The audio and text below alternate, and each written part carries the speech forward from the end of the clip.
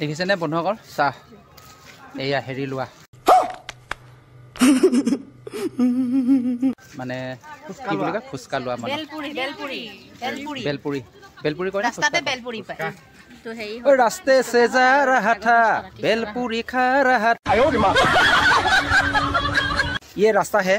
बंधुসকল देखिছেনে एटो गाँवलिया हमार गाँव रास्ता तो और रास्ता का सामने ये बेलपुरी का दुकान है तो कितना मज़ा है बंधुসকल आ जाओ कौन कौन खाने वाला है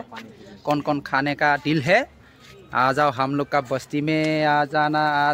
बंधुসকल आ जाना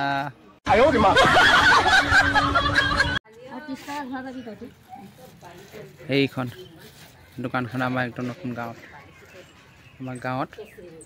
নতুনকৈ দোকান এখন দিছে দেই ফুচকা দোকান বন্ধুসকল আপোনালোকে আহি যাব আৰু মৰম চেনেহ কৰিব সকলোৱে আহি কেনে সকলোৱে আহিলেহে খালেহে বস্তুটো বিক্ৰী হ'লেহে দোকানীজনৰ মনটো ভাল লাগিব ন দোকানীজনৰ একদম মানে কি ক'বি আৰু যদি বিক্ৰী বাটা যদি নহয়